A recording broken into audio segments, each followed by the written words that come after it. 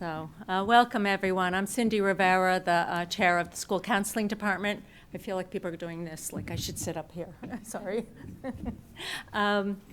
So we have a lovely panel here tonight, and thank you all for coming. I'm going to start with some introductions, and then we will take it from there. Just to start, how many 10th graders do we have here? Families? And how many 11th grade families do we have here? Okay, more 11th graders. Any 12th grade families here? Nah, they're done. So they've got it all figured out. All right, so let's start with some introductions. I don't know if I think I have them right in order. I don't know how that happened. Kevin Mathis is right next to me, Associate Vice President and Dean of Admissions at Bucknell University, 2007 graduate of Bucknell. We heard he's a classmate of Kat Munson, so we'll have to tease them after that. He obtained a master's degree in college student personnel from Ohio University before starting his admissions career at St. Lawrence University, another great school. Kevin then worked at Dartmouth before returning to Bucknell in 2017. He serves as the chair of the board of directors for the Coalition for College and the steering committee for the College Admissions Collaborative, highlighting engineering and technology. Welcome, Kevin. Evan Sprinkle is the Dean of Undergrad Admission at Elon and is a proud North Carolina native with a passion for higher education. Evan graduated magna cum laude from Queen's University of Charlotte with a degree in communications and enjoyed being a member of the men's soccer team. Before coming to Elon in 2021, he spent 14 years in the admissions office at his alma mater. During that time, he also earned an MBA from McCall School of Business at Queen's. I'll come back to Vern. Allison Berriman, Director of Undergraduate Admissions at Tufts University, has worked in the admissions field since 2010. Prior to joining Tufts in 2022, Allison served as an Associate Dean of Admissions at the University of Pennsylvania for 9 years. Previously worked at Ursinus College and Drexel University. Allison earned her bachelor's from Colby College and has a master's from University of Pennsylvania. And finally, Vern Granger's representing our state university, yay, women's basketball, at University of Connecticut. In his current role, he worked on UConn's worldwide outreach to high-achieving and diverse students, its selection process development of the university admissions process and practices, the transition of new students, and the advancement of UConn's position as one of the preeminent institutions in the country. Vern is past chair of the National Association for College Admissions Counseling and also served as president of 2 other educational professional associations, Southern, SACAC, we call it, Southern Association for College Admissions, and Carolina's Association of Collegiate Registrars and Admissions Officers.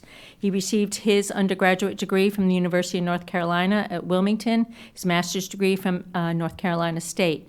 Prior to his arrival at UConn, Vern served in admissions leadership positions at The Ohio State University, University of Tennessee, and North Carolina State. So I counted up 14 colleges that these fine people have worked at, so have a lot of knowledge about admissions at this point. So I think you'll hear a lot of information tonight. I have some prepared questions that I'm going to be asking them, but we'll have plenty of time for questions from the audience as well. Okay, so let's get started. So as you noticed, panelists, it's primarily 10th and 11th grade families. They're at every stage in the process, thinking about next steps after high school. We're working with our sophomores to think about and research possible career interests, how that may drive their potential major initial college searches. Our juniors are actively researching and looking at colleges, deciding on the kinds of campuses that may appeal to them. Each of you have unique characteristics that can be appealing to students. Could you each speak to the advantages of the kind of campus you have, whether large school, smaller school, public, private? Who are the students that thrive at your campus? And Kevin, you want to start? Sure. Good evening, everyone. Thanks for having us. So when I think about Bucknell and the opportunities that it presents to students, I like to say we're on the big side of small. We're 4,000 undergraduate students, about 50 graduate students. So it really is an undergraduate-focused institution. I think one of the things that is interesting about Bucknell is we're technically classified as a liberal arts institution, but we also have 2 professional colleges with our College of Engineering and our Freeman College of Management. So one of the things that we think a lot about as an institution is the intersectionality of education. We really believe in the power of a liberal arts education and preparing you for a life of critical thinking, communication, working with others. And I think that's the hallmark of the experience, is that we can give you the depth of what you need in a program, while also the breadth of a broad education. The other thing that we really highlight is opportunities to engage in things from the first moment you're at Bucknell, things that typically students have to wait for in graduate programs. I like to highlight some things like we have an animal behavior program that has a primate lab on campus. So that is not something that most small colleges have. We have a 5-acre farm that our students can work on that can be educationally or in their personal life. Our engineering department has a car lab where you can actually design a race car for a solar competition that happens. So we're one of those places that you get that intimacy of an education where you're going to know your peers, your faculty, your staff. As an alum, I always like to say, you feel comfortable, but you never know everybody. We're big enough that you're not going to know every single person, but we're small enough that you feel like you're part of a community and you belong, but you have these incredible opportunities that you can take advantage of at the same time. So I'll leave it there. So at Bucknell, you encourage monkeying around? Is that, can we say that? I like that, Evan. That's good. I'm done here. Good evening, everybody. Thanks for coming tonight and for allowing us to share a little bit of insight with you in this process.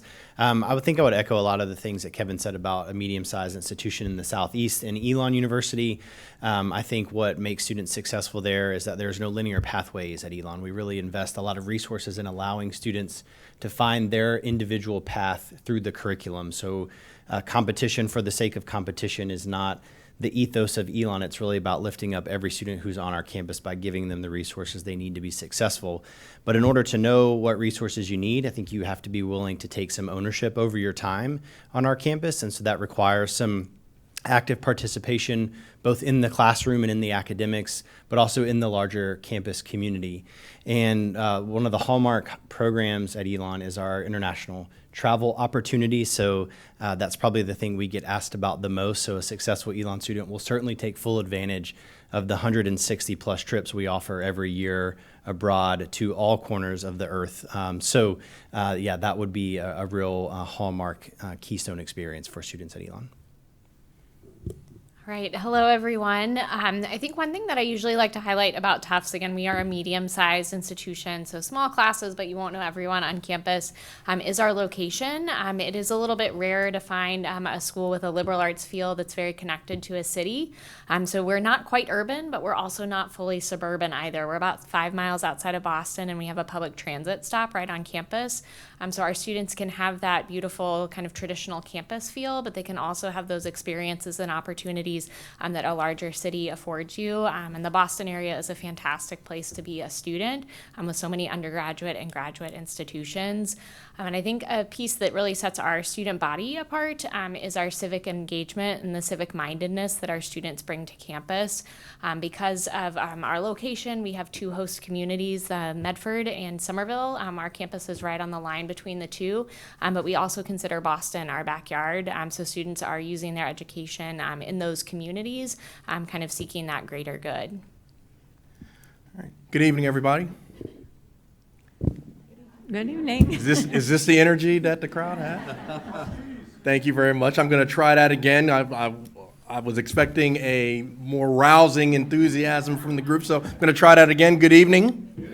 Thank you. It is a pleasure being here, and thanks for the invitation. And I always enjoy doing these type of programs because it provides you all an opportunity to really see a cross-section of all the great options that are out there. And one of the things that I always start off is, encouraging your students to have a open mind as they go into this process, because there's so many wonderful schools out there. But about the University of Connecticut, that's always a tough question for me to focus on one particular area, because we really do have something for everyone, and that is one of the advantages to large public universities like the University of Connecticut, large flagship public universities like our institution. And so one of the words we talk about is the providing our students with lots of different options. So whether it be academically speaking, we have the 115 different programs, and they truly cover the academic spectrum and gives our students the opportunities to go many different ways as far as their academic opportunities. Our location is more bucolic. That's a fancy way of saying rural. But I think one of the great things that our location offers our students is that the university is the community, and the focal point of the student's experience is really the university. So providing all of those different opportunities for students inside the classroom and outside the classroom, whether it be the opportunity to take advantage of tremendous research opportunities, the opportunity to participate in those professional pathway programs that provide students with the great track towards a professional school or a graduate school. The community building that takes place in many different ways, and you heard to mention about our athletics. We play a little basketball at UConn, but just the whole experience that ties all of our students together, and the 750 organizations, the study abroad, all of those great opportunities that we're able to offer our students because we do have the scale, and we have the different options that our students are able to take advantage of. And so it was just some of the things that at a very macro level that I think that makes our institution one that students may want to consider. But again, I think the large public flagship institution offers a lot of great advantages for students to take advantage of, and there are many of them throughout the country, I'll just add. Thank you. So let's talk about what you do or what you consider when you put together a class, you build a class each year. Please talk about the buckets you maybe need to fill and some of the things you look at when you're building a class. We can mix it up. Anybody? I'll just say it. At Elon, in the last 4 years, actually, we've launched both an engineering program and a nursing school. So I just share that as an example of sometimes institutional growth and priorities really puts an emphasis on new or certain things. And so for us, since we launched those programs, we've had a real emphasis on making sure we have nursing students and engineering students in our pool.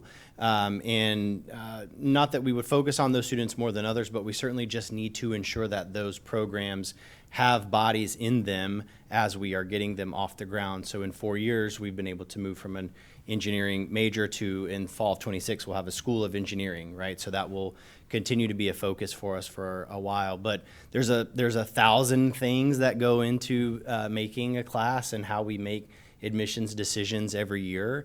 I'm sure we would all have examples of that, but I'll share those two as new academic programs that are and will continue for a while at least to be strategic priorities for us in our applicant pool.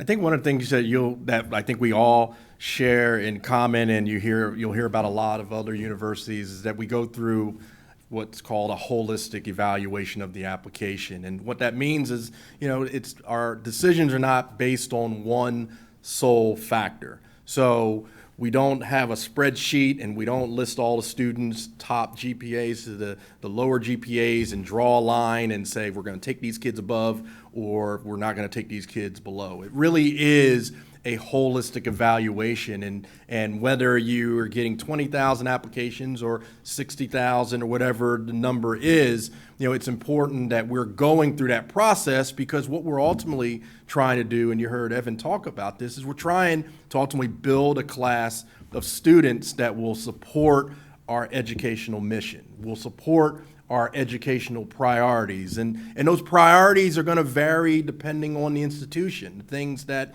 we are prioritizing are going to be different than what you hear at Tufts or Elon or Bucknell. But we all are looking at those multiple factors, whether it be courses and grades and what you're doing academically, or if you're submitting test scores, if you're applying to a a school that requires tests or a test optional institution. But it also goes beyond those things, because those other things help us in ultimately building the class of students that are ultimately going to meet our educational mission. So just a few things to think about, but again, holistic review and building of the class really is where it starts for most of us in the application review process. Yep, yep. Okay, good. What about, I know in the last few years, legacy has changed, legacy admissions, hooks, what it means to have a hook these days. Do you, any of you can speak to that? Does it exist anymore? Is there still a way to talk about that when you're considering things?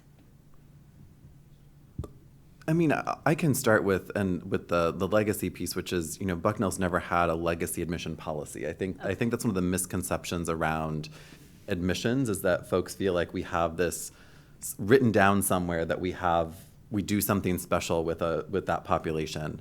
And I can speak for Bucknell and say we never have.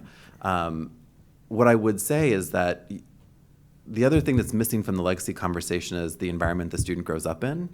So when I think about my applicant pool, and if I have a student whose parent or parents attended Bucknell, they've been raised in an environment that knows to value education. They know how to help their student navigate curricula to say, you should take tough classes, you should be an engaged citizen, you should do things that you like. So what I find is actually our legacy applicants tend to be some of our most qualified because they've been raised in an environment that prepares them for a place like Bucknell. But then you have students where you could replace Bucknell with Elon, with Tufts, with UConn, and you'll find similar students. It's just they're not necessarily Bucknell families.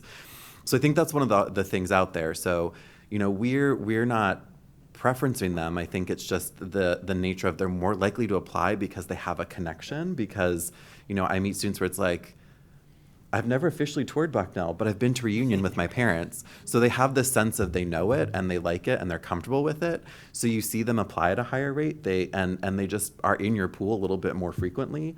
And then I think it kind of plays out statistically just because of how they're prepared. I think I would echo many of the same things. I think too, the other piece, as we're thinking about legacy admissions, is also just our applicant pools to have all increased exponentially in the past probably 5 years, I think, especially since the pandemic. And that means that more and more students are choosing our schools, and that means we're all becoming more selective. So we're going to accept students with that legacy, but we're also going to make decisions where those students may be denied because of the pool. So I think it's just important to keep that in context. And then to the legacy piece, a family affiliation is never kind of the tipping point on the scale. Again, everything is really holistic. We're trying to get to know you as an individual, who you are and what you bring to our campus, what you're excited about, what you're interested in, what you hope to accomplish as a part of that college community is much more important than where your parents attended school. I look at something like legacy admissions as a validation of the work we're doing at Elon. So every year we have probably anywhere from 85 to 90 siblings in our first year class, so younger siblings of current students. We have about 100 students who are legacies. And then 2 years ago, we enrolled 75 sets of twins, which was just a mind-blowing stat. Yeah, it was wild, right? Like, really interesting. And a set of triplets, but we got 2 of the 3 first, and then the third transferred a year later. Anyway, we can do this all day. But when I see so many siblings and legacy students in our pool and in our class, again, we're not doing anything to advantage them in the review process, but I do take that as a compliment of this institution is doing the right thing, so much so that I hope and want my students and my kids to apply as well and share that experience with me. Mm-hmm. So, I'll just add too, I think it's interesting none of us defined legacy. Because as a person who, a lot of us have worked at multiple schools, it has never been the same definition everywhere I've worked. Yeah. I've worked at a place where it was parents, grandparents, siblings. It was like, this is considered a legacy at our institution. I've worked at one where it's like parents only and only at the undergraduate level, no grad programs. And then I've worked at one where it's only parents and grandparents. So that's the other thing, is that we're not all using the term the same way, which I think also complicates it. So that's just another piece to kind of throw out there. And then you did ask about hooks, and I know none of us really answered that yet. And I think the notion of a hook is a little bit harder for me to kind of define at this point, just because I think to Vern's point, when we're thinking about holistic admission, we're looking to fill. I have a phrase I picked up from a former dean, which is, my job is to create a well-rounded class and a class of well-rounded students. So when I'm thinking about creating a class of 1,000 students for Bucknell, people feel different parts of it. So when students are authentically themselves in the process, I can say to myself, oh, this is a student who's going to be maybe really involved in research, but here's one who's going to do service. And I think it's not necessarily about what's the thing, it's the how do I see you fitting into the puzzle. And then you get some students that they're going to be the explorers who do a little bit of everything because they're going to figure it out. So I think that's one of my other points, is that there's no right answer. It's about doing the things you like and pursuing the things you like, and then us figuring out what that looks like in our tapestry of a first-year class. Yeah, and I'll just echo the elders talking about, those things around the hook, or what are the factors like legacy, because again, it's going to vary depending on the institution. It's also going to vary depending on the year. And so one of the questions or one of the things I know students and families are trying to think about is, what is that angle? What's that angle that the admissions office is really focusing on? And it really varies depending on the institution and year. And one example I always give, and we had dinner before, and I was sharing this story with my table mates, is that I used to work at the Ohio State University, and you have to say "the" by law if you're talking about that institution. And one of the things, if you're familiar about Ohio State, is that the band is very, very prominent. They're amazing. If you go to YouTube, Ohio State band, you will just be amazed. And there was one year where they were graduating a high number of sousaphone players. And the sousaphone is a big thing at Ohio State. And so I was talking to the band director, and we had this conversation, and there was one student I remember in the application review process that they were writing a recommendation for. Student was a good kid and somebody who certainly could be successful at the institution, but we have a very large applicant pool and the competitive admissions process. But because of this one year that this band was looking for sousaphone players, and we do take special talents into consideration, like we all do to some extent, that student was ultimately admitted to the university. And if you ask me if that student applied the year before or the year after, would the decision be the same? Maybe or may not be. And so I think that I say that story because, again, to answer that question that I know a lot of you are thinking about is, what is the angle? What's the hook that can give me that edge in the whole application review process? And sometimes it just depends on the year. Sometimes it depends on the priorities that year. And so the thing that I think it's just best for students to really focus on are those things you have control over. Because a lot of times our admission decisions are based on things that you may not have the control over because of the size, the volume, and the competitiveness of our applications. But if you do the things that you have control over, you're ultimately going to put yourself in the best position to find that best fit institution where you can ultimately be successful. So I'm going to get off my soapbox now on that. That sounds like something I've said before. That's great. So let's talk about going on college visits, because I think that's where a lot of kids are now, or starting to go there. What should they be looking for when they're on when they go on a campus tour? How do they even decide? How do they use it to decide what school's right for them in this process? I can get us started. I think one thing that's important to do is, if you're just thinking about starting to visit colleges or trying to figure out where and when to visit, is think about the opportunities that are maybe within driving distance or within public transit distance from you. The schools you first start visiting, they don't need to be the schools that you think you want to attend or that you want to apply to, because you might learn something about those schools in the process, but also just within your local area, you have access to state institutions, to public, to private private to small liberal arts colleges.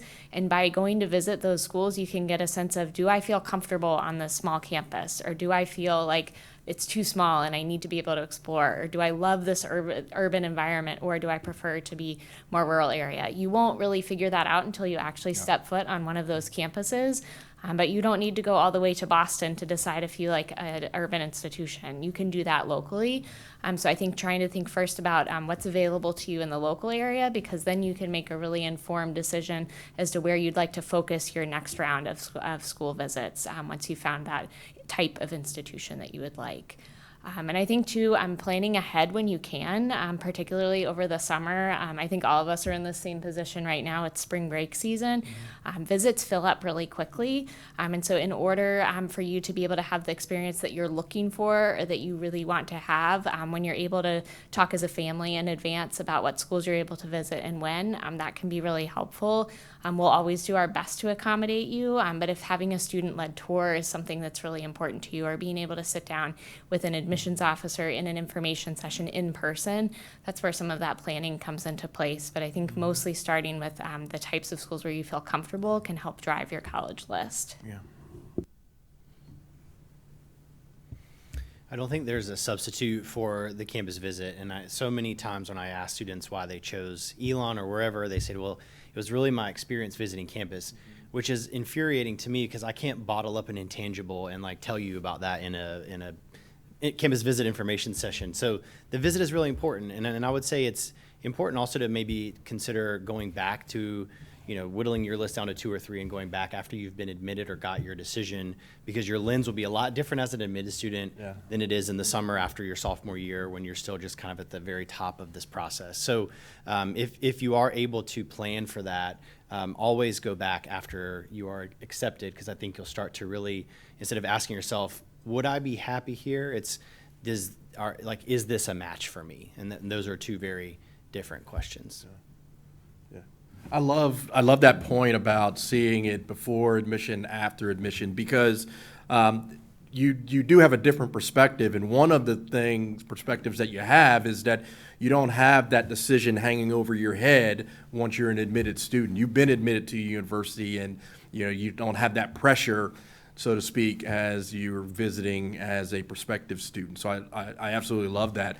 The point I want to make is that the best case is visiting the campus during the school year, so you can try to get a sense, a feel of you being on that campus. But the point I want to make is that one of the things that came out of the pandemic was that pre-pandemic, our virtual learning opportunities were not very good. Or I'll just speak for UConn; they were terrible.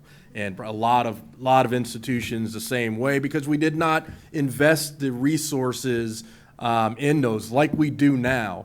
And for all of us, again, visiting the campus is the first choice, and that's what you should try to do. But learning about campuses, we have a number of virtual opportunities, whether they be virtual tours or virtual information sessions and chats with admission officers. So as you are starting your search and you're starting to research institutions, I would also utilize those resources as far as learning more about the institution and getting some of your questions answered. So when you do have that opportunity to visit the campus, you are much more informed and much more prepared to go to that visit and ask the right questions that are more applicable to you. The one thing I'll add is, I would encourage you to build in a little extra time, just because all of us plan a visit experience for you. We're doing the best we can in the time we allot. It doesn't mean we're going to be able to show you everything that maybe interests you. So as you think about your campus visits now, and again, your sophomores and juniors, there's time for your mind to change and things to adjust. But what are the things that are important to you right now in your college journey? Can you get a sense of those things on the campus visit?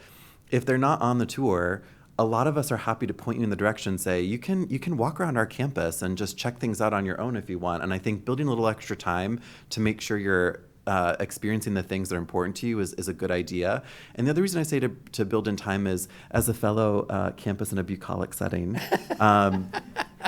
I think it's also really nice to build in some time to check out the location of where where we are. So being able to take a moment to be in our local communities and see what it's like can be a really positive experience as well. Thank you. Let's talk about parts of the application. So often kids are really worried about how do they stand out to you. They've got the grades, they've got the scores, but how, especially if you're not particularly tracking interest or you don't interview, how can they stand out to you? How do they? You want to go ahead? I'll go. I'll leave time for others, though. I think this may sound a little bit cliche, but the thing that you can do to stand out is to be authentically yourself in the application, because if you look around the room, there's only one you who's going to be writing your application. And I think that goes back to kind of that hook or that legacy piece is you can be you, but you can't necessarily transform into the person that we might need or want or have in our class that year. So focusing on sharing in your application is really important. I think being thoughtful and purposeful is very important across the board when you're thinking about your college applications. One thing that stands out to me is at a school where we really do read your essays is a thoughtful essay. It doesn't need to be a novel. It doesn't need to be kind of the next bestseller, but something that tells me about who you are as a person, what's important to you, what you're excited about, what you might contribute to a community. That's where we get to know you. We're not always able to speak with you one-on-one, and we try to, in the holistic world, we try to put all those pieces of a puzzle together to understand that whole person. Most of our applicant pool has really strong test scores. If you send your test scores, really strong grades, all those activities. But it's really trying to understand who that individual is and who they will be on our campus. So I always like to highlight really focusing on those essays, particularly the school-specific essays, because we're asking those questions for a reason. We want to understand who you would be on our campuses, and we really do read those in our processes. And Allison's right about the authentic self, and another reason why that's so important is that a point I made earlier is that majority of the applicants in all of our applicant pools, if we had an infinite number of spots, could be successful at our institutions. And so those things that are going to differentiate, that are going to help applicants stand out, are those opportunities where we can learn about how that student would actually fit onto our campus. And so, really focusing on that. And I know we're probably going to be at some point talking about things like AI and how students utilize that. And I think that students miss an opportunity when they rely on things like that, because they're losing that opportunity to tell us their own story and the things that make them stand out and the things that make them unique and why they would be a good fit at our institutions. And so I think really thinking about your story and your experiences and why you would be a good fit at our institution, or just your experiences in general, are really going to be one of the ways that helps your application stand out in our applicant pools, sometimes very vast applicant pools. Yeah, just avoid the temptation of trying to present yourself to be the right student. Like again, it's very true. Like, we want to see an authentic representation of who you are as much as you can in those application materials. Give us that view of who you are. So if you're tempted to take a certain course load in high school just because you think it will look the best, we can see through that, because you'll tell me you want to be an engineering major, but then in our when we ask you to tell us your top five are the 5 favorite museums that you visited on family vacations and your passion for art. And then all of a sudden I'm thinking, well, is this student telling me they want to be an engineering major just because they know that that's new and sexy thing at Elon, or like, are they going to come here and be an arts administration major eventually, and they should just begin by being that from the start? So, again, don't be tempted to just follow a formula. Use your high school counseling office. You have a great resource in the staff here to help you tell your story in a way that is I don't like the word unique because I think that's a tough thing to live up to, but that is individualized and meaningful to you, not just who you think you need to tell us you are. Did I say that right? Mm-hmm. Okay. It didn't sound right. When I think about students who tend to stand out in applicant pools, I think it's students who have taken time to reflect. I know we don't always ask people to do that a lot, but reflecting on who you are, what's important to you, what makes you you. But then what they end up doing is they utilize the application with the constraints it has. It's not very much space. There's not very many pages. When I say utilizing it well, I think about students who stand out because they use almost a layering technique. You know, we read a little bit about your personal and family background. That's in the front of the application. Your activity section tells us something about you. You know, Allison mentioned the main essay versus the supplemental essays. Those are all opportunities for you to share something. And when I think of some of the most successful applicants I've ever read, it's that each piece helps me understand them a little bit better. So it's taking that time to reflect and say, okay, what is my list of activities communicating to admission office? Am I an explorer? Am I a leader? Am I really dedicated? And again, there's no right or wrong answer to that question, but it's saying, what is that saying about me? What is my main essay going to be on that also tells them something about me? And then how to use that supplement or supplements, depending on how many are asked, to then again say, here's a piece of myself that I can share. And then I think we leave those saying, I feel like I get this student. And I know I don't know all of them because I still don't know the full whole of who you are. But I'm so excited about the pieces you've shared and you've built for us that those are the students I'm going to want to advocate for in our process. Very nice. Thank you. In your admissions programs, so we often hear that students should take the most rigorous program of studies offered at the school. Now, at NCHS, we offer many more opportunities to take AP and college-level courses than any student could possibly manage, though some of them try.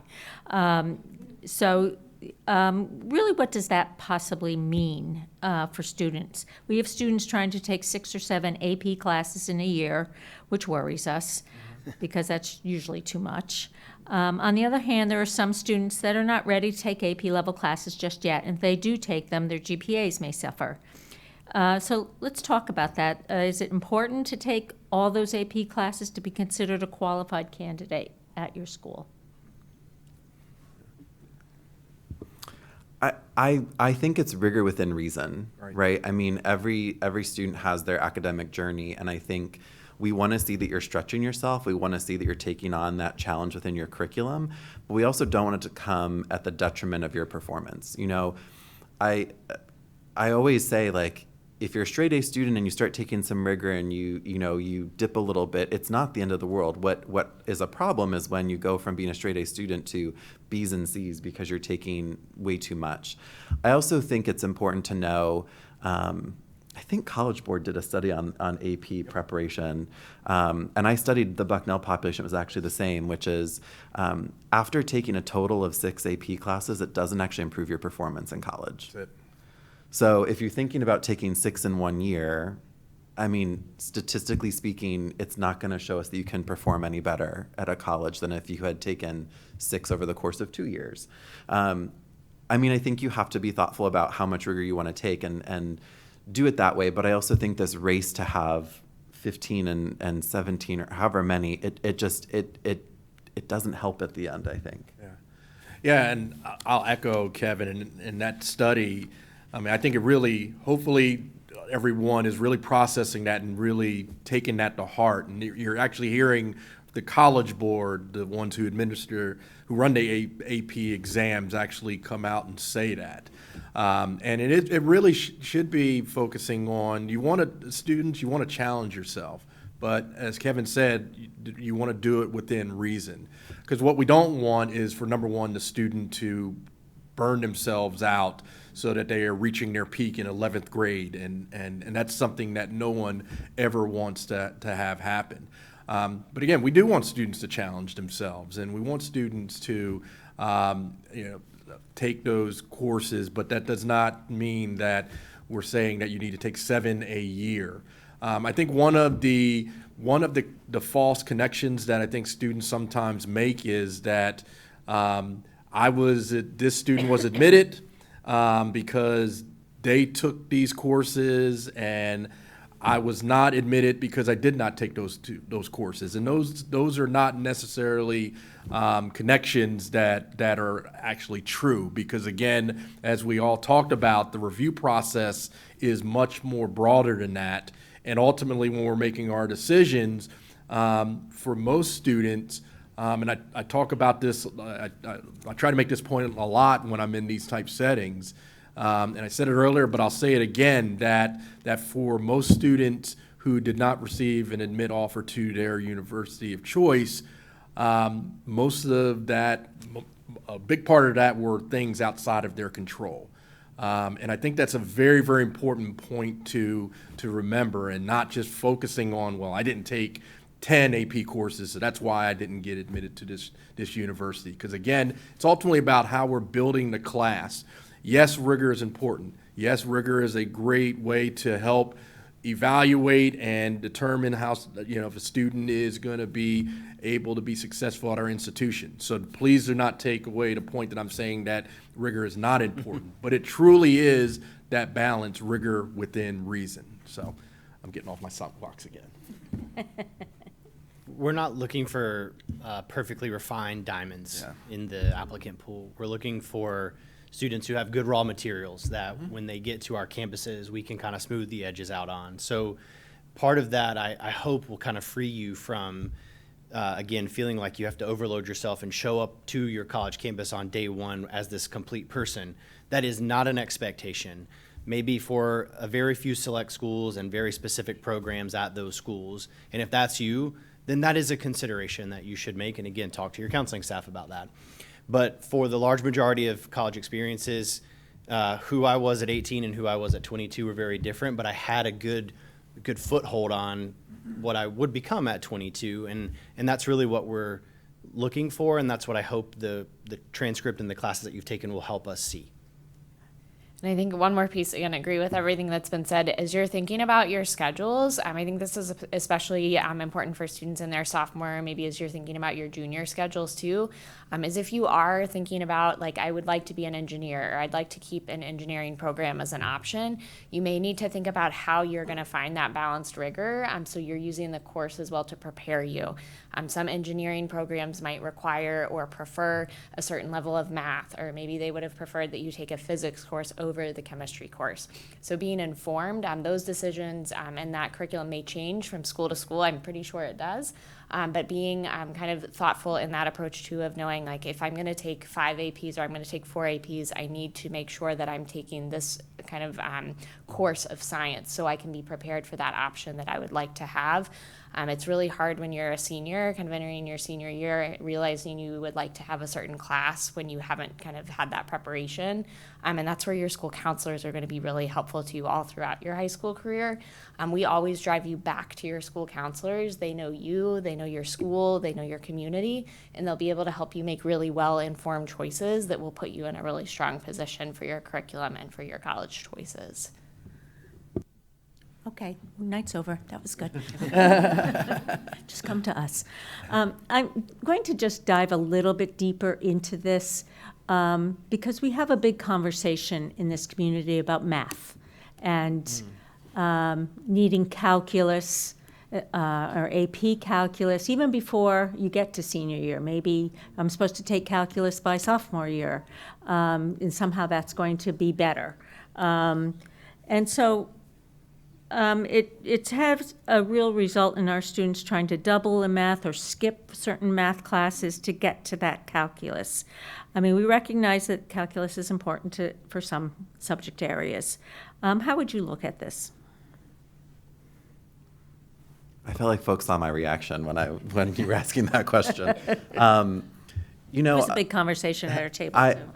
I can speak from the Bucknell perspective, which is we admit by college, and to Allison's point, there's some preparation we need for certain programs. So if you're looking at STEM programs at Bucknell, the minimum we need to see for high school math is pre-calculus, because the lowest level math we teach at Bucknell is calculus. Ideally, I think we would prefer calculus, but we know that's not an option for everybody. But the idea of taking calculus as a sophomore and then like maxing out your math curriculum, I actually grow concerned with the distance between when you've taken calculus and when you're taking it again. Yes. So I take umbrage, I think, with the idea of like, oh, if I'm done with math at 15 and then I'm coming to college at 18 and, oh, we're putting you back into calculus again, do you remember it? Especially when you think about if you're also taking physics that's calculus based, like do you remember it to be able to be successful? So those are things I think about with some of the math sequencing that's happening, that I want to make sure students are going to be able to come and thrive and not push themselves so fast so early that they're actually putting themselves at a disadvantage by the time they get to our campus. So I mean, I think if you're getting to calculus by your senior year, if that's a program, if you're looking at programs that require it, that's fine. I will also tell you that I will admit students to Bucknell that don't have pre-calculus because they're telling me they want to study the humanities, and that's fine. They don't need to have it for that. So I think that there's that distinction of, you know, what path are you looking towards, and just making sure you're getting to the appropriate place by the time you're a senior. Ditto. Okay, well said, thank you. Let's talk about applying early versus regular decision. And early decision, that seems to have changed a bit in the last few years. And I'd like to hear what's happening lately for you all. Yeah, so at UConn, this was the first year that we offered early decision, and we'd heard from a number of families who were looking for an earlier opportunity to apply and also hear word about a decision. So, you know, we went between early decision, early action, trying to figure out. From an institutional standpoint, we chose early decision because we not only wanted to give students that opportunity for the earlier notification, but from an enrollment management standpoint, there's a benefit for getting those early commitments as we are ultimately building our class. So we made that decision. You know, early decision is not going to be for everyone, and one of the internal conversations that we had as an institution, being very frank, was that we were very intentional about making sure that we were not going to be overloading our class with early decision students. Because if you are applying early decision at UConn, what you're saying is that I'm coming to the university, you know, regardless of what type of financial aid I'm going to get. And we understand that could be limiting for a number of students in our applicant pool. And so wanting to have that balance, you know, we want to allow for those students who really know that they want UConn to go ahead and apply early and hear early. But we also wanted to make sure there is that balance that we were providing that type of access that a flagship and a land-grant institution like UConn wants to make sure we're doing. And so I think it is great value for those students who know what institution that they want to go into, but I put quotes in that no, because one of the negatives is that you are basically taking yourself out of consideration for other universities that may be a better fit or may be able to give you a better financial aid package because you have applied to that binding early decision application process. So I think there's pros and cons to it. And so those are just some of the considerations that we thought about at UConn, and just a few thoughts that I'd like to share with you. I like to think that early decision can heal the sick, but it can't raise the dead. So by that I mean it's not the end all. Say that again? Early decision can heal the sick, but it can't raise the dead. Okay, and Yes. I was speaking with a counselor from San Diego a couple weeks ago, and she said that she is counseling students in her school to have an early decision school, an early action school, and a regular deadline. And I said, please stop that. Like, students should not have the expectation that they have an early decision school. That's only reserved for you walking away from your college search process and your visits and saying, Tufts is my, I don't know if you have early decision or not, but Tufts is my place. I am willing to put 99% of my eggs in that basket, and if I get in, I am committing. You don't have to have that if that's not where you land after doing your initial search and visit swing. So again, it can heal the sick, it can't raise the dead. And I'll pick up on the financial aid piece. I think that is a really, really important consideration at any point in the college process, but particularly for early decision. We have families in the room, and I know that those financial decisions and conversations, they can be difficult, but it's really important that your family is able to have those conversations early on in the process, because it is very rare, if ever, that students are released from that early decision commitment. So your family and your student should be really well-versed and understand the expectations that you all have for the resources to be able to pay for that college experience, because making that commitment does come with the understanding, again, that you're going to be happy with that financial aid offer.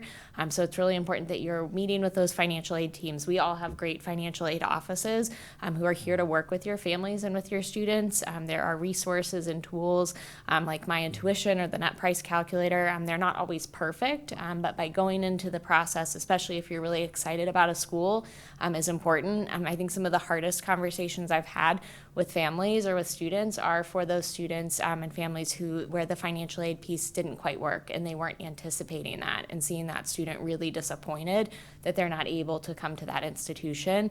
So I say that with just finances are especially just, they're very important, and this might be the first time that you're talking with your student about financial aid. So maybe thinking as a family, like, what do we want to have as a family conversation? What is a parent or guardian conversation? And how do we relay that to our student? I think can help set everybody up for a successful process. Absolutely. So I'm pretty transparent about our process. I think it's only fair to you as families to understand a little bit about how Bucknell works. For the last 2 years, over 60% of my class has come through early decision. So when you're getting to regular, there's less than 40% of the seats that are left. I actually, in my open houses, will publish admit rates by round. We are typically admitting anywhere between 65 and 70% of our early decision 1 group. It goes down to about 35 to 40% early decision 2. And by the time we get to regular, it's usually under 30%. Usually it's around 25%. I will say out of that 63%, we are Division 1, we do athletic recruiting. Usually out of that 630-ish or so students, there's about 170 to 180 athletes in there. I like to be transparent with the data so that you can choose to do with it what you want. What I always say is I think it's Evan's point is a real key one, which is it's not going to alter decision if you're not hitting our marks. But what I will say is, in my 7 years at Bucknell, we've seen steady increases in the interest in early decision, and I'm reacting to it because students are telling me it's their first choice and they are qualified. Yeah. And I think what ends up happening is when I start building a class, when we're doing early decision 1, I have 0 students out of 1,010. That's my goal. I have more space to say yes at that point to students who are doing the things that we'd like them to do. And what happens is, as we move through the process, as we're starting to fill those seats, we start saying, we're very lucky that we have a lot of very qualified applicants, and then we're making tough decisions on students who are doing everything right, but we're just running out of literal seats in our class. So I do think that at some places like mine, early decision absolutely has an advantage to it. And it's just a matter of, to the very, very good points all my colleagues made, are you comfortable with a binding agreement? Are you comfortable with the financial commitment? I agree with talking to folks ahead of time about financial aid, because we will help as much as we can to help you see if early decision's right for you. But I just put that out there for you to all know, because I am not the only school that does that. Thank you. If multiple students apply from our school, are you comparing the kids one to another? Does that hurt? How are we doing? Vern, I'm looking at you with Yeah, I know you are. 170 applications. I know. Yeah. It's a question we get asked a lot, is there a New Canaan quota, or is there a Fairfield County quota? And the reality and the honest truth is that there are no quotas by high school, by county, for our admissions process. The things that drive our review process, frankly, are the demographics of the applications that we're getting. And at UConn, 2/3 of our applications come from outside of the state of Connecticut. And so that's more of a reflection of our application review process. More so, again, we're not considering a high school that a student comes from or their county. I will say, as a part of our review process, one of the things that we do, and a lot of universities do this, and some if not all of us on the stage do it, is that we do try to read applications by territory. And the reason why we do that is so that our readers can have great familiarity about a high school. So there's a couple folks on our staff who are reading for, again, Fairfield County, and they're very, very intimately familiar with the schools in the county, with the different high schools. And so when they're looking at the application and looking at the profile and looking at the grades and the grade distribution and all those other things, we find that our readers are able to make a much more informed decision about the application review process. And another reason why that's a great thing for you all is that it allows you to take comfort that if your child is applying to a school, whether it be North Carolina or California or wherever it may be, that those readers do understand the rigor and the preparation that New Canaan offers, and will be taking those things into consideration in the application review process. So those 2 points I want to make. There is no quota for a high school or a county in our review process, but one of the things that a lot of our institutions do is that we do try to read by territory, and that is for the reason of making sure that our readers have a great understanding about the high schools that they're reading. Everybody say yes to that. Okay, good. Let's turn it to extracurricular activities.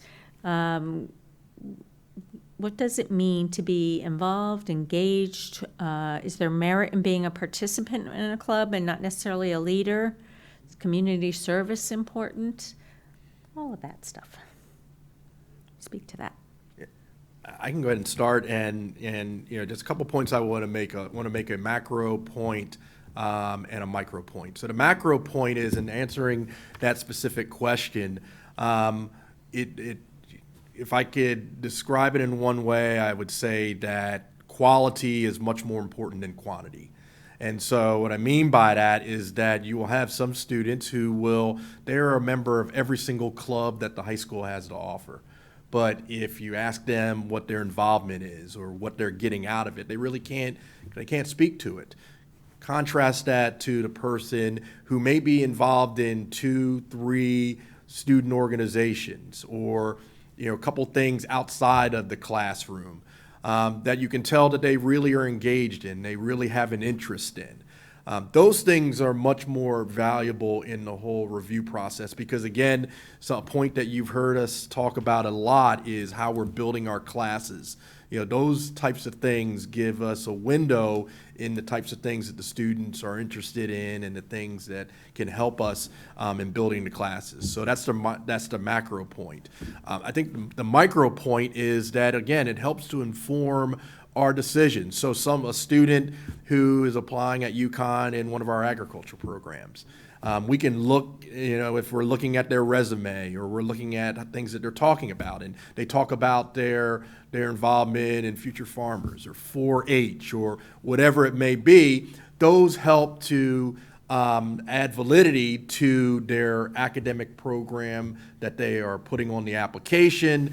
And again, that we're able to see that this is truly a student who is interested in this particular program, and they've been able to show examples about it. And so at the micro level, that's I think an important point to make about clubs and organizations at the school level. But again, I think it's much broader than that, and so I'd love to hear what the others have to say about that, because it's not just one defined thing that we're talking about when we're focusing on extracurricular activities. Yeah, I'll pick right up on that, Vern, because I think when we talk about extracurriculars or engagement, I think about engagement in a few ways. It can be directly tied to your high school. What are the things that you do that are sponsored by New Canaan? But there can be things you do in your local community that are with like a local hospital or Red Cross, maybe a scouting organization. And then I also think about it personally. There are some students who help take care of younger siblings or grandparents who live at home. They have part-time jobs. That's all time spent doing something. And there are things you're learning from all of those things. So all of it has value. And I think it's important to remember that. The other thing that I wanted to pick up on with the question is the idea of leadership or not having it, those two things.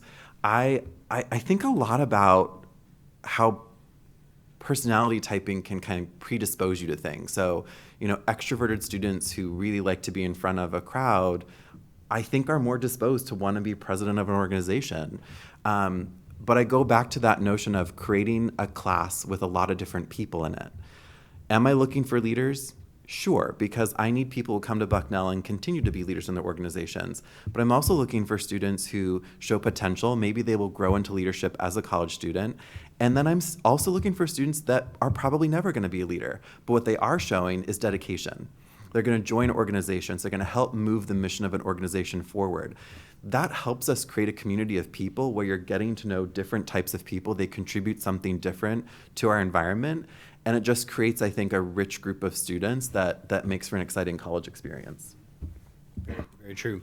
The only other thing I would add is that context is really helpful in extracurriculars. So if you have gotten an award of some kind, please help us understand what that means. Don't just say, I won the math award in Fairfield County. Say, I won the math award in Fairfield County where I was one of 2 students picked out of a pool of 500, and to qualify, we had to meet these thresholds, and then there was this competition. Like, give us that detail so we can understand why it matters to you and how it fits into the landscape, to Kevin's point, of your contributions into your school community or the larger community that you're from.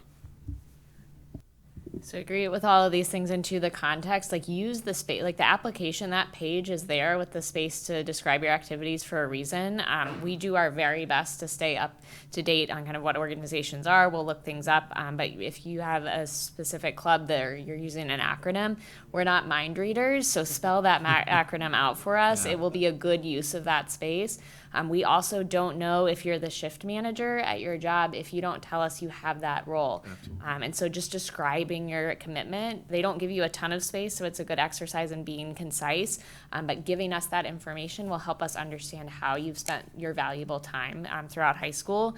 I think, too, just the things that you're already doing are important and valuable. You don't need to publish books. You don't need to have patents. You don't need to start businesses. All of those things, if you are truly passionate about that and that is what brings you joy and fulfillment, that's great. But if you are a junior who hasn't done those things, please don't start doing that now, because, again, we want you to do what makes you happy, what you find fulfillment in, or what creates kind of value in your family as well. Again, those responsibilities are really important, and I think a lot of times students forget to tell us about those because it's not a club, but just think about how you're spending your time and who you're impacting. Great, thank you. Let's move on to standardized testing. That's shifted up, down, left, and right in the last few years. So many schools still are score optional since the pandemic, but it's changing. So could you talk about how that's changing in terms of admissions for you? Can you talk about the discussions and trends for standardized testing? Where do you think it's going? I had something I was going to say, and it totally went blank. But the point I wanted to make about test scores is that I've always been the type of person, and my viewpoint on tests are that there is value in tests. Tests are something that, as a part of our educational experience, you are going to be tested. And so, so to say that tests are bad and they don't have any value, I just don't subscribe to that. But where I think my feeling about this and what you're seeing a lot of universities really start, have been thinking about more with the test optional is that moving away from the high stakes nature of test.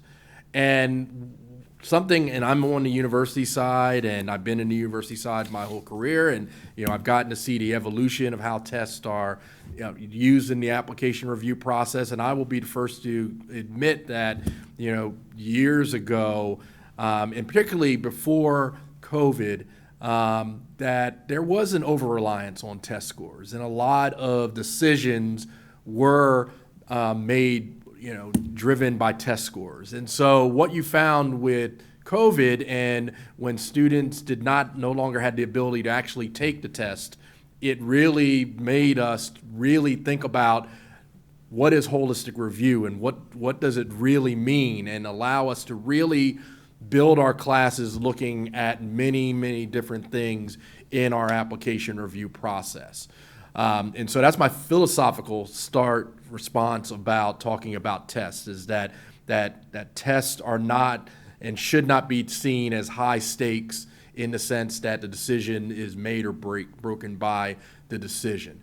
One of the things that I tell students as far as thinking about whether to submit your test score, we at UConn, we're in our test optional pilot. We're in the last year of our test optional pilot, and we're going to make a decision whether what we're ultimately going to do with our policy. But when you're thinking about whether to submit their test scores or not, there are a couple things that I talk about. The first is, when you took that test, and back in the olden days when I took the SAT, I remember the first time I took it, I just had a feeling, and when I got the results, they did not really accurately reflect what I thought what the score should be.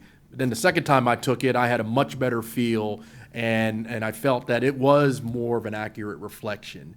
And I think that thought process does apply to you all, and just that's one of the things that I would encourage you all to be thinking about, whether to submit test scores or not. The other thing is that we all publish, our mid 50% ranges, and so you can look and see those type of things. But you always, when you're looking at those, particularly now, particularly institutions that are test optional, is that those scores are more skewed toward the higher end, because again, those are the students who, if they're test optional, the ones who are going to be submitting their scores. And so while that is not a 100% tried and true way to decide whether to submit your test scores, it is one of the ways that can go into your thought process about whether to submit test scores or not. So just a few things that just want to share about that, test scores. I think you'll see colleges start to use them for more competitive majors or more competitive scholarship programs in the next 5 to 10 years. But to Vern's point earlier, there's nothing in this process that has veto power. It's all in context of the other things you're submitting with your application materials. So again, you should test, you should try your best, but don't stress about it. And then have a game plan for how you're going to take it a second or third time if you want to, or try both tests and figure out which is the right fit and have a plan from there. But I do think over the next 5 to 10 years, you'll see more schools use it programmatically or for specific scholarship opportunities, but not for wholesale admission. Agreed. Okay. I think my observation about the return of testing is twofold, which is, I think on the one hand, our public institutions are not governed by themselves. They have governing bodies in their states, and the decision is not always theirs to make. So I think some of the movement is around folks that don't work at a university are making this decision for universities. I think the other thing you're seeing is it is a very small group of very highly selective institutions where they are making impossible decisions. And having another data point might actually be helpful for them, because when you're admitting less than 10% of your applicants, maybe having one other piece of information is helpful. I think what's happening, though, is those few places are dominating the space, because so many people have not gone back. And I think that's the story that's missing, is it seems like, oh, we have to go back to testing. I'm like, which schools? The 5 that are the most selective in the country, or the 1,000 that are still staying test optional? So I think we have to watch the narrative carefully and see who's getting the attention. I do think that Some schools have the ability to be more nimble with that decision in terms of how they can support students and what they're looking for.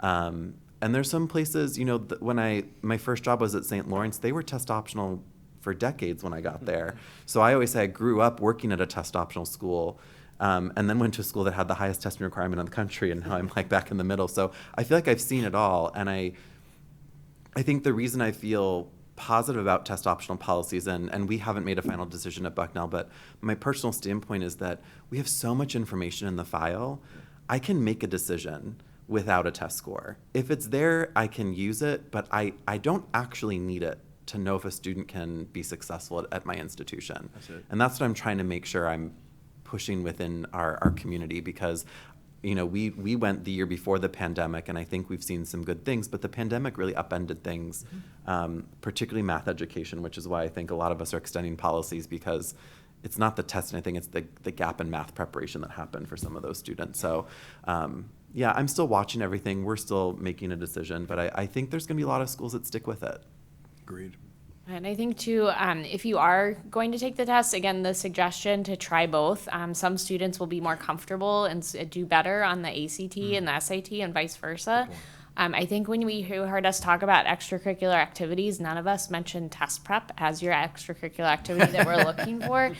There are studies that have shown that after 2, maybe 3 times, your scores aren't going to significantly change.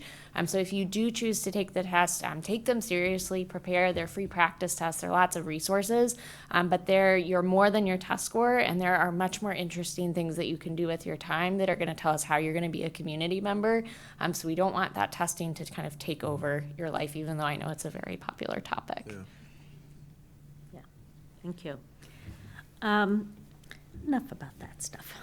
Let's talk about AI.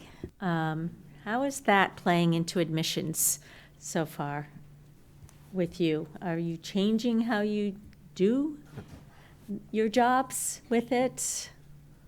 Are you looking at applications differently?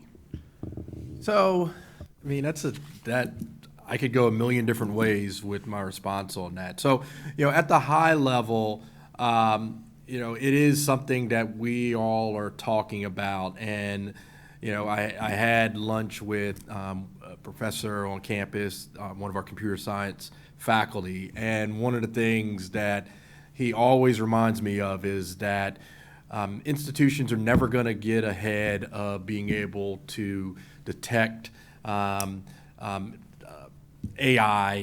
when students are using it. And so the technology is always going to be ahead of us. And so what we've tried to do is, again, really talk about those things in the application review process to try to encourage the students why it's in their best interest to really think about when they're putting things together like their essay and how they are talking with their own voice. And again, talking about AI, again, we're never going to be able to get ahead of it. And we would be disingenuous if we did not talk about how there are benefits to utilizing those types of things, whether it be ChatGPT or other AI tools, because again, they can offer some value in organization of your thoughts as you are putting together your essay. But there's not going to be any AI tool that is going to be able to have us learn about these unique experiences that may have happened to you in December of your sophomore year that had a profound impact on your life and shaped in a lot of ways the direction that you've moved in. There just is not going to be an AI tool that's going to be out there. And I say that not to be overly dramatic, but just to make the point that you've heard us talk a lot about is we are trying to identify students who are going to be good fits on our campus. And that is important for so many reasons. But we're trying to identify those students, and one of the best ways that we can do that in our review process is for having our applicants really talk to us about who they are as an individual. What are the things that resonate with them, their own unique experiences, and some of those things that may have had an impact on their life. And I'm not saying that it has to be something that is extremely positive or extremely negative or life-changing, but have had an impact on their lives. And those are the things that I think are valuable in the review process that AI, frankly, cannot deliver to you as a student. And so the essay, that's one of the aspects about AI that's come up in the application review process that I just wanted to talk about.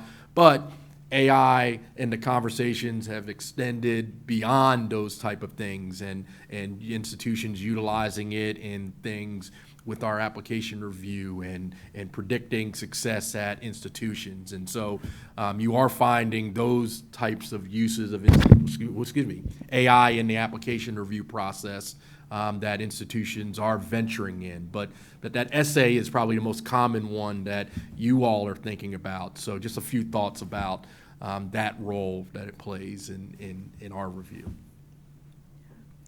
And I think too, our dean and I were talking about this, and we did a program on Saturday, so he told me it was okay to say this, but we both agreed that when we are reading a student essay and it starts to sound like ChatGPT, we lose interest in it. Yeah. And that it really is true. Well, you can type in different essay prompts and things, and you start to see similar kind of phrases, or we see, a hint of our architecture, things like that. That's not really about you. And so our question, speaking directly to Tufts, is really why Tufts personally? ChatGPT can't tell us how you felt when you stepped on campus, or that conversation you had with a current student who's having a fabulous experience. So those are the things that are so human in our process that are really important. I think too, probably in the next few years, maybe even in your own college application processes, you may start to see institutions developing or establishing policies around AI usage. Very few institutions, admissions offices have those. We're starting to see high schools have those as well, and putting that in their profile, because again, it's a tool that we all have to learn how to use. And so I'm thinking first and foremost that you're following your school's policy when you're doing your academic work, but also in your college application process. And I think if institutions do have AI questions or an AI policy, we'll try to put anything important kind of front and center on an admissions webpage. But I would just be aware of those, because again, it can be a really valuable tool when it's used in the right way. But I think in everybody's best efforts in making that kind of perfect application that stands out and has the hook, the AI is not going to help you accomplish that. I'll take it in a bit of a different direction, which is how you might encounter AI from us right now, because I'm doing it. I work with a company that we now have an AI recruiter for Bucknell. You can chat with her. She can call you on the phone. She can send you messages. Here's the thing that why we're so excited about it on our side to have that kind of tool. I think my team is amazing at admissions work, but I will tell you right now, not one person on my team can memorize our course catalog. That thing is big, and we offer, I can't tell you how many classes. But you know what you could do? You could ask our AI recruiter if you could do a very specific thing, and she could tell you if we have a class that matches that. I can't do that. That would take me time to figure out, to talk to a department chair, or say, can we do this? And we named her Ray for Ray Bucknell. But Ray could tell you on a phone call or in a chat, oh, Kevin, yes, you could do blah, blah, blah in this department. So I think what we're finding right now, and I think this company has like 100 colleges already using it. It's out there a lot. But I think the benefit for us and you is we're able to interact in a way that you get your answers faster, and frankly, more in-depth than probably we as humans can do, and we can handle more volume at once. Absolutely. So I think what I'm thinking about in the future is, I could see in 5 to 10 years that our team that answers the phone are maybe not people anymore. It might be an AI that is trained to handle all of our incoming phone calls and email, because 9 times out of 10, it's a question that any of us could answer pretty quickly. So I think that's the changing landscape right now for how you might encounter it in your college search process, that you might encounter a school that's using an AI recruiter like we are, and you can ask it anything, and she'll be able to most likely get you an answer. It's crazy, yeah. Yeah. Cool. All right, we're going to, one more question. I'd like you to offer some advice to parents as to what their role should be in the process. Wow.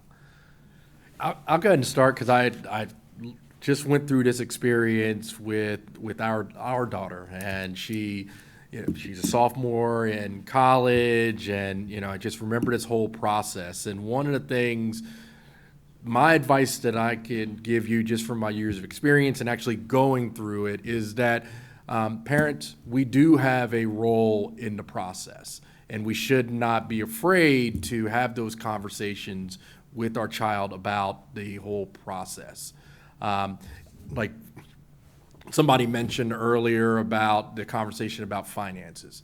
I think that's a very, very important conversation that a lot of times parents are avoiding having those conversations, or waiting till the very, very end about what you as a family are going to be able to invest. And so having those conversations as a parent,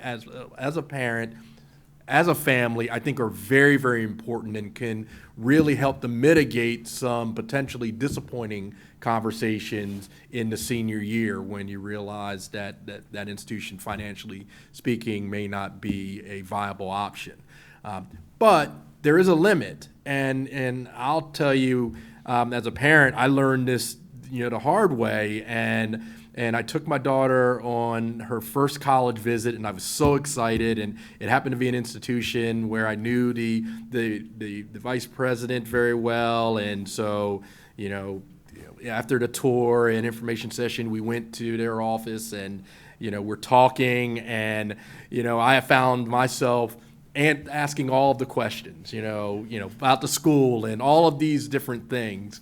And I remember the drive home, and I was excited. I was like I was visiting the school. And, what do you think about the school there? Did you love it? And, what do you think about their answers? And she, in just a stern and just a mean voice was like, Dad, you took over the whole process. This is my process, and you ask all the questions. There were questions that I wanted to ask, and I didn't even get a chance to ask those questions. And so it was a very hard lesson to learn. And the subsequent visits, she asked my wife to take her on the visit. So, but that is neither here or there. But I think there is a balance. Again, the point I'm trying to make is that there is a balance, and we as parents do have a role.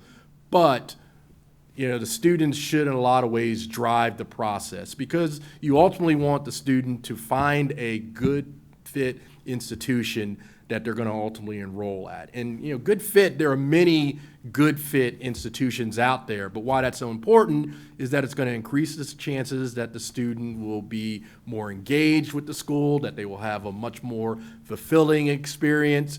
I would tell my daughter that, you're the one who is going to be going to school there, and you're the one who's going to have to wake up at 8 o'clock in the morning when it's snowing to trudge your way over to, name the class. It's not going to be me. And so the more engaged, the more excited you are about that school, it may not make walking to that 8 o'clock class, still enjoyable, but it's going to allow you to, to have the energy to wake up and want to, take part in all those things that the college has to offer. So again, balance, I think, is important, but parents do not feel that you don't have a role, because again, you do have a role in the process. And I think a good way to think about this too is every student is different. Every child is different, even within the same family. You all know that better than anyone in this room, as you are the parents yourselves. But thinking about maybe asking your student, what do you need from me in this process? What would be helpful?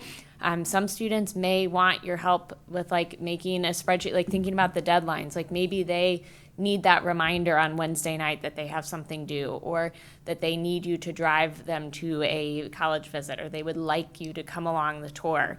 We see sometimes there are parents who try to stay in the back, and for some students that's great, but for some students they feel a little bit more comfortable if their parent goes on the tour with them. So just finding out what your student needs is really important. I'm going to slip in two other quick pieces. I think another piece as well is if your student asks you to email our offices on their behalf, or if you're thinking that's a great way to help, please, please, please let the student do that. Oftentimes, there's information like checking if application materials are received, telling us something. We have to hear that from the student. And again, just as your student is going to be the one walking to their 8 a.m. class, they're going to be advocating for themselves and really becoming adults in the college experience. So they need to be the one doing that communication with us.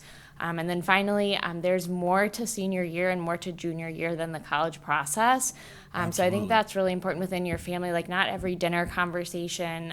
Sometimes when we have these types of conversations in the fall, like Thanksgiving can be really challenging for seniors. If you have family asking questions, or even just as you're picking your student, or maybe their friends are coming over, like everybody's process is going to be different. Some students are going to be receiving really disappointing news, while your child is going to be receiving really exciting news, and vice versa. That can change every day. So just thinking about the types of conversations that you're having, or maybe having like a college specific time where you can all know that you're in a good space to talk about the process and really enjoy the last couple of years or the last year that you all have together at home.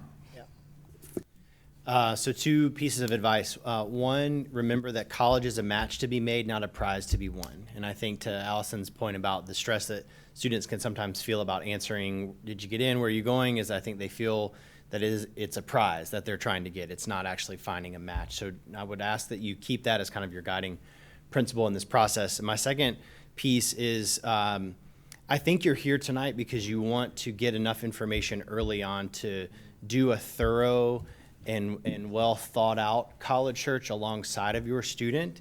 And so what I hope that allows you and your student to do when they're a senior in high school is to not apply to a ton of colleges. I would challenge you to apply to 7 or less schools. And if you slip some truth serum in my tea at dinner, I would tell you that my ultimate dream in life is for the College Board, or excuse me, the Common App, to limit the number of applications students can submit from 20 to 7. They will never do that. But I think you're going to be tempted to like apply to all of these places. And I think it's just some diminishing returns after you get above about 7 or 8. So do the work now to save yourself a lot of heartache as a family later by having a well curated list that you're applying to. You're not just applying scattershot to all these places. And again, Common App makes it very easy. Free application weeks make it very easy and tempting to do this stuff. But that also makes it harder on our end to make well-informed decisions about our class. So the more applications you put out there, the more confusing you might be about the decisions we make, because we also will be a little bit less sure of the applicants in our pool. So, we had 20,000 applications at Elon this year. I would be happy with 13,000 if I knew those 13,000 were all very interested. But I have about 7,000 others that I'm not sure, but I have to spend time with those files. So college is a match, not a prize, and please avoid the 18, 15, 20 college application. Try to do it in 7 or less if you can. So as my colleagues were talking, I was thinking, one of my pieces of advice is that it's nobody's business where you're applying to college. So I know that can be difficult. It can be the conversation piece, but just remember, you as a student with your family can make the choice. You don't have to share. You really don't have to. The other pieces I was thinking about, I was on a panel earlier this week, and a colleague of ours referenced, I can't remember if it was a school or like a bigger group, but they had actually asked students what gave them the most anxiety about the process, and the number one answer was disappointing their parents with their college search and choice. So this is my way of saying, don't be that parent. Support them. Make a healthy list of schools with your counselors so that there's going to be happiness even if there is some disappointment. And then the last thing I was thinking about too is, as you think about supporting your student through this process, remember that once they turn 18, we can't tell you anything when they're on a college campus unless they give us permission to tell you. So one of the things too is helping them develop some autonomy, and I think about that in some simple ways, like, encourage them to check into the visit when you show up on our campus. I know it seems really small, but just that piece of, it's the little steps that help them realize, this is my process, or this is going to be my college experience. So I think that's a really good thing. And then the last thing I'll say is our former director of counseling services at Bucknell had a really good phrase, which is, for the parents, you are changing your role from CEO to advisor. You've been running their life. That's been your job. And now you're becoming this advisor and consultant as they step into adulthood. It's an adjustment for everybody. But I think that's I love that. When I heard that, I was like, I am taking that everywhere I go. But I think it's really true because you're doing your job and now it's moving into a different role with them. Excellent, thank you. We have time for a few questions, so we'll open it up to everybody here. Thank you for listening, everyone.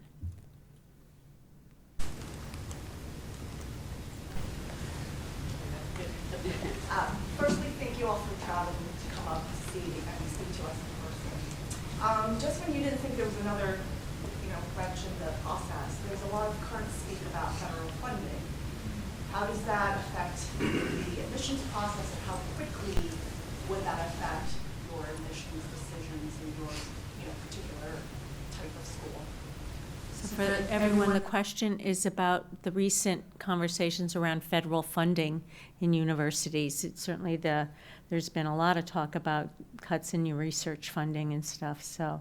Yeah, so at the undergraduate level, I'm sure that there are, but the impacts are much, much less than at the graduate level. So for instance, I was just talking to a dean in one of our schools and colleges at the university, and they talked about how they lost like 7 graduate assistant positions at their institution because, again, the federal cuts on some of their programs, their research programs. And so I think that the immediate impact is going to be more at the graduate side than at the undergraduate side as far as funding impacts. I mean, there likely are going to be other things from the funding cuts that could trickle down to the undergraduate level, but for the most part, the ones on the top of my head are more impactful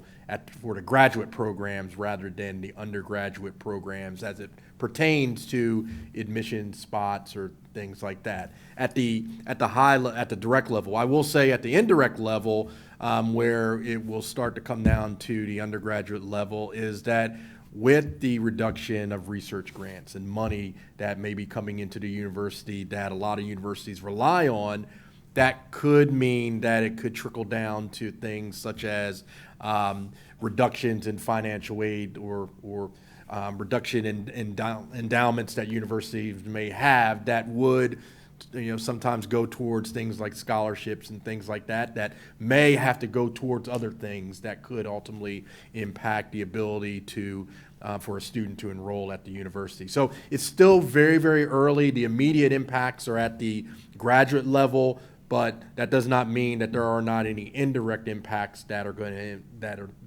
would have an impact on the undergraduate admissions and particularly things like scholarships. Anyone else?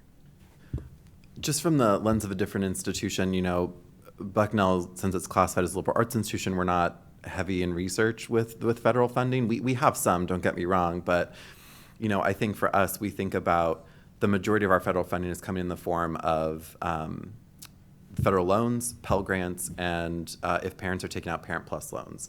So if there's major changes to that will create some problems for all of us, right, just because we all utilize those programs. From the standpoint of the research dollars, I think schools like mine, there would be an impact, but it wouldn't be as significant as the folks that are really getting massive parts of their budget from federal research dollars. So I feel relatively stable, but we also know things change very quickly, and I could have a different answer tomorrow. Yeah. If, like I think you mentioned, Mr. Swindle, if the amount of applications went down that were more intentional, that you could kind of get a sense like they kind of, really looked at it, really could get a sense they want to do this program or something, would you feel like the admissions rate would go up if we didn't have 150 applications to your school or something, as opposed to more like 50 that were more intentional, that the rate of admission could go up?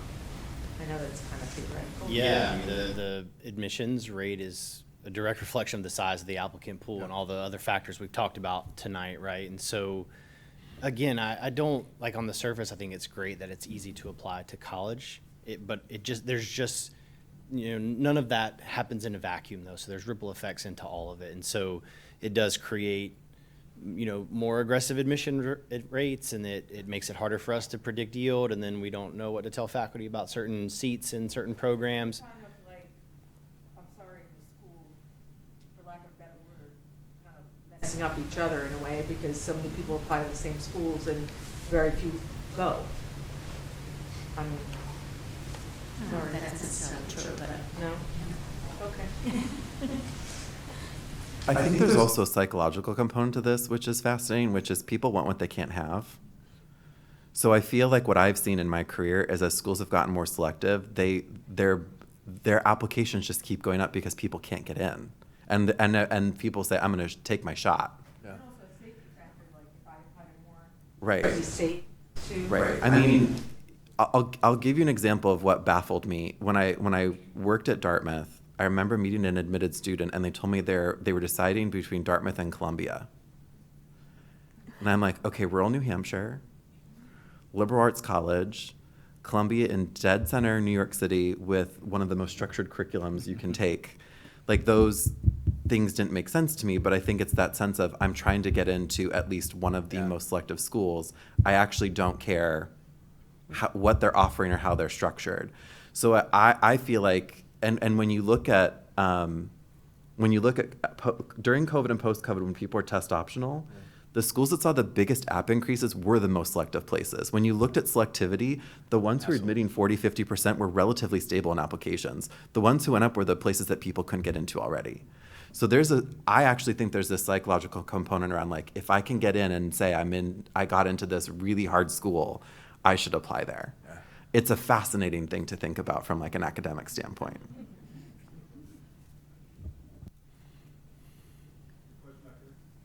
How has FFA v. Harvard impacted the admin process? I mean, simply put, there's a piece of information we don't have anymore, which is race and ethnicity on the application. So, when we think about building diverse communities in all forms, I think we've all done that for a long time. I think this case really shined the light on, we don't just talk about race and ethnicity, we talk about first generation of college, we talk about socioeconomics and religion and geography. But what it's made us do is rethink, how do you build your funnel to maintain a community that has a lot of different people in it? So we can't have that piece of information when we're making decisions, but we can be thoughtful about our recruitment efforts and trying to make sure that students are still represented in our applicant pools. It doesn't necessarily mean that it's going to change the outcome when you can't see it, but I think we're all trying really hard to say we want your students to enter institutions that reflect a global society, so that when they leave our institution, they're prepared to interact with lots of different types of people. That's it. Yeah, I think we'll always follow the law. I mean, we have to do that, right? But that doesn't change fundamentally our commitment to making education accessible to a lot of different types of students. And we were doing that before, right? I mean, it's just, so we will always follow the law. I mean, that is paramount. Absolutely. But again, it doesn't change maybe our commitments to, again, making education accessible. Absolutely.